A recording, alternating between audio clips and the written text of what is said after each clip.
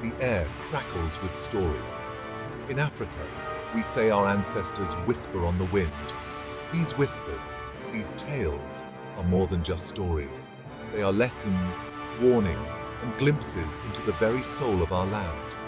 Passed down through generations, they teach us about courage, about community, and about the enduring power of hope in a world that often feels dark. These tales are our inheritance, as precious as any gold or diamond. Tonight, we revisit one such tale, a story about a fierce king, a cunning trickster, and a lesson that echoes across time.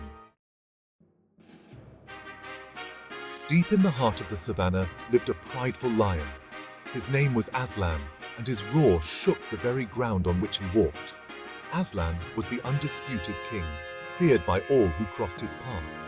But there was another creature, far smaller and unassuming, who would soon challenge Aslan's reign.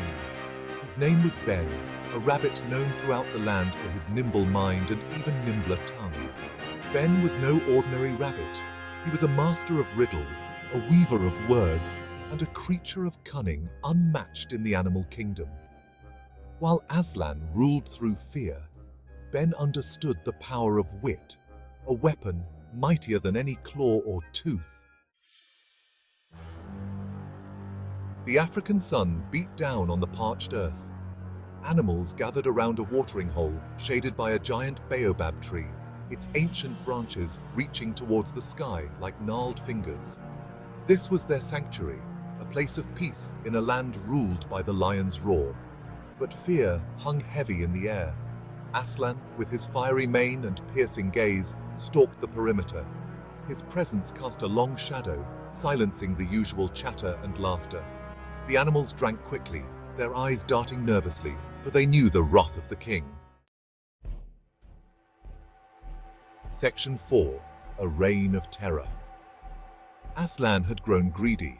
He demanded the biggest share of food and water. He terrorized the other animals, his roar a constant threat echoing through the savannah. He had become a tyrant, his rule absolute and unchallenged. One by one, the animals began to disappear.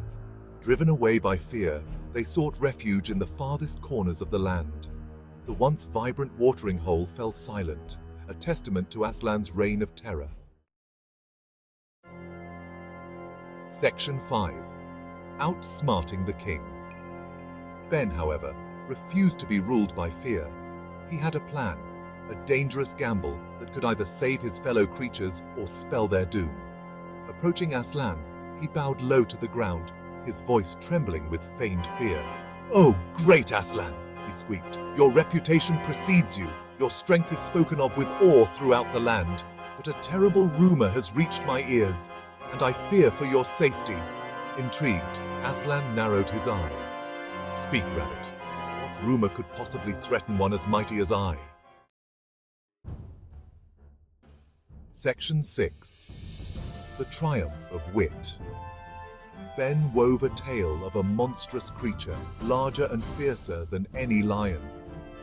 He spoke of its deafening roar, its razor-sharp claws, and its insatiable hunger.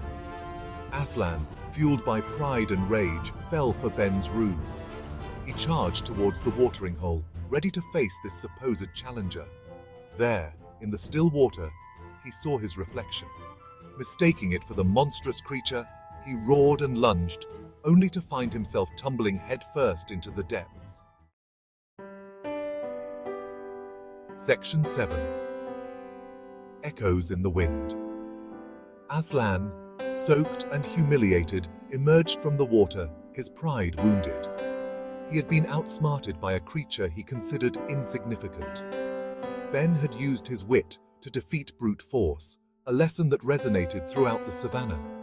The animals, emboldened by Ben's bravery, returned to the watering hole. Aslan, humbled by the experience, learned a valuable lesson that day. He had mistaken cruelty for strength and had underestimated the power of intelligence. And so, the whispers on the wind carried a new story, a timeless tale reminding us that true power lies not in might, but in the courage to stand up for what is right, no matter how small or insignificant we may seem.